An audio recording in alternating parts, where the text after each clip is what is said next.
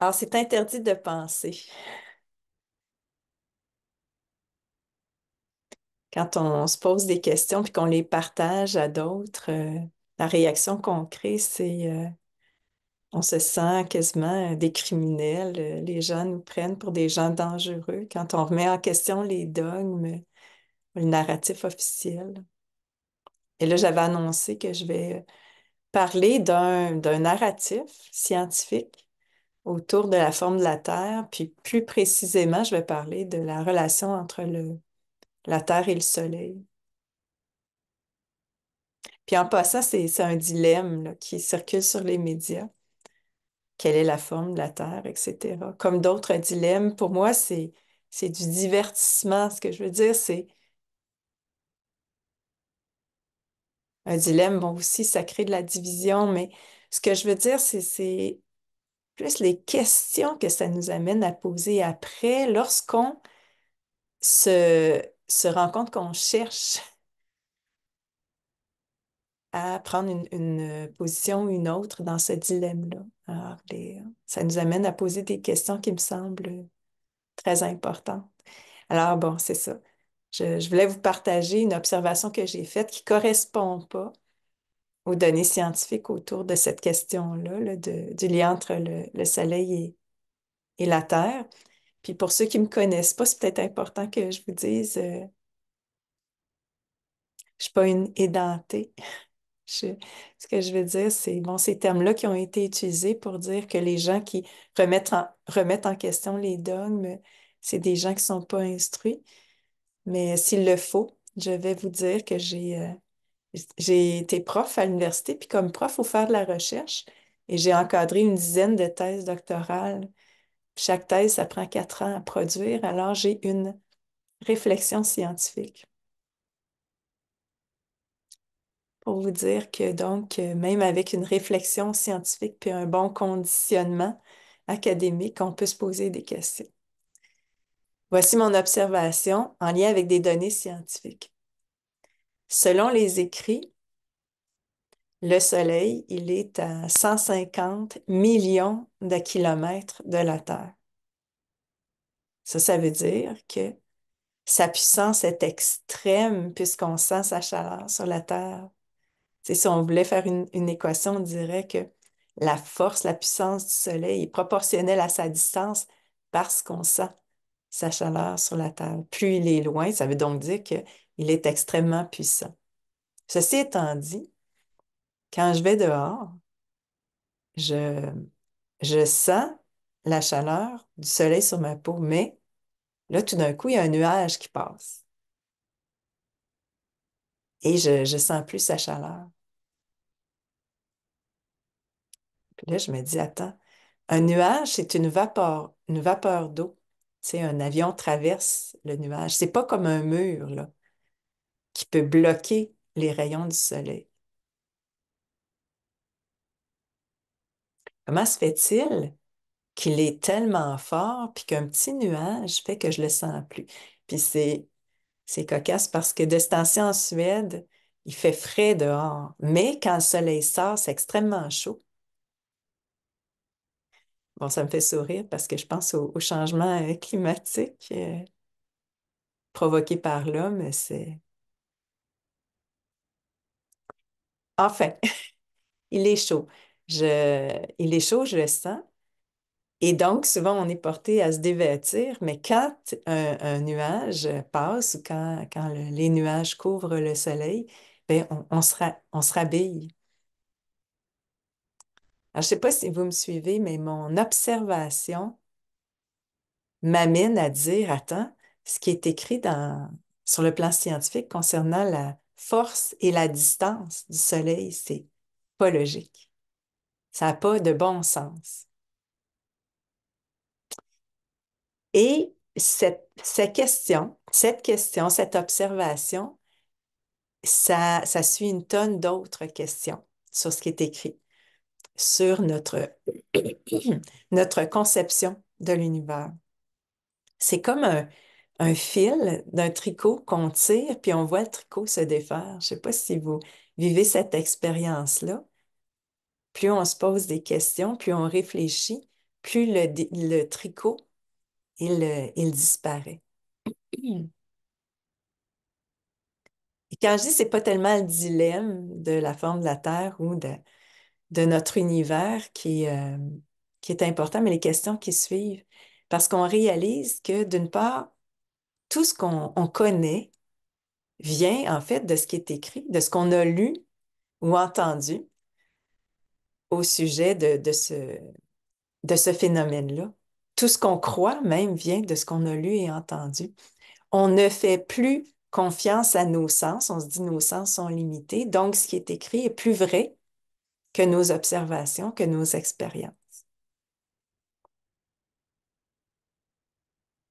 Ça, c'est une chose. L'autre, c'est une question qu'on peut se poser. D'où ça vient, cette perte de confiance dans nos sens? Et une des réponses qu'on peut donner, c'est ça vient de l'école qui a provoqué deux tendances chez l'enfant qui est devenu un adulte.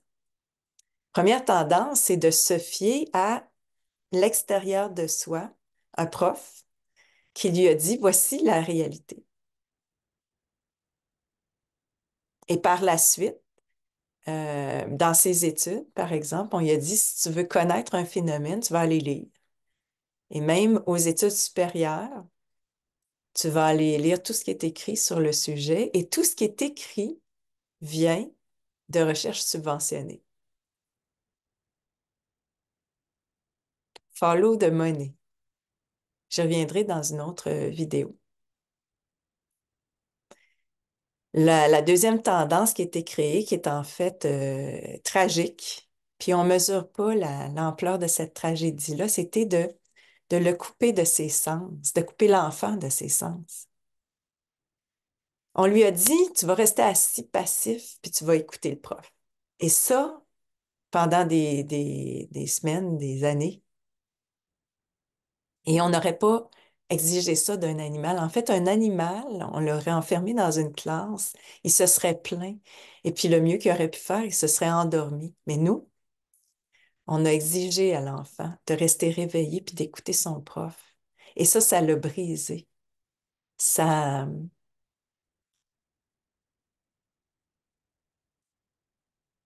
un enfant, comme un adulte, un être vivant a besoin de bouger, a besoin de courir, a besoin d'apprendre en expérimentant les choses. Puis ce qu'on a fait à l'enfant, ce programme, ce conditionnement, cette torture, cette maltraitance, c'est on l'a habitué à s'adapter à quelque chose qui est intolérable. Et il a perdu confiance en ses sens. Il a même perdu ce réflexe d'être attentif à ses sens.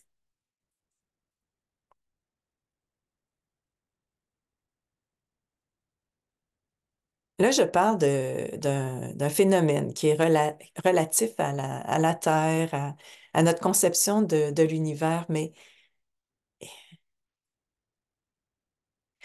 plusieurs d'entre nous, on a commencé à tirer sur le fil du tricot à partir de la dite pandémie. Puis là, je vais vous poser une question. Croyez-vous que c'est la première et la seule et unique fois qu'on a utilisé des moyens extraordinaires, des moyens très, très grands pour propager un mensonge?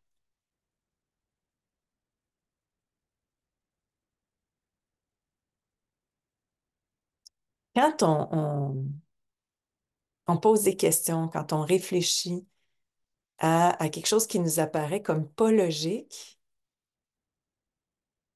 la question qu'une personne va nous poser ou la réaction qu'elle va avoir, c'est elle va dire, ben, voyons donc, pourquoi? Pourquoi il nous raconterait des mensonges? Pourquoi il y aurait dans la littérature des histoires qui ne sont pas vraies?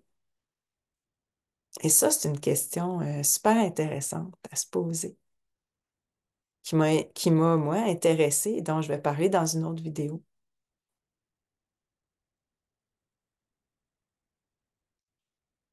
Quand on revient vers soi et qu'on accorde une valeur à nos sens et à cette petite voix intérieure qui nous parle.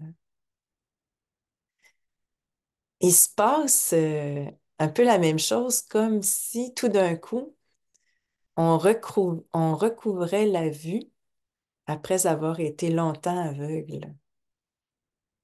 On, on fait des découvertes incroyables. On remarque la beauté de ce qui nous entoure, la complexité.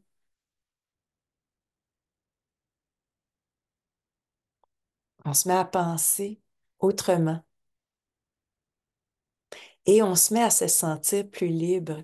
C'est aussi un peu comme si la porte de la cage s'était ouverte et puis qu'on sortait en cessant d'être nourri et logé et qu'on était enfin libre.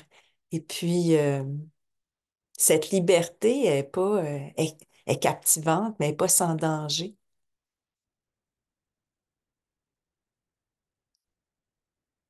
On se sent pas si sûr de soi.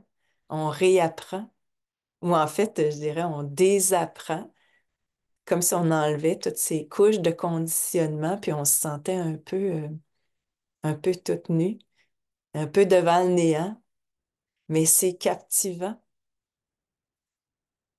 J'ai souvent parlé du bocal de l'aquarium dans lequel on est comme des poissons à tourner en rond, puis en disant, quand on sort du bocal, on meurt pas, on plonge dans un océan de nouvelles connaissances.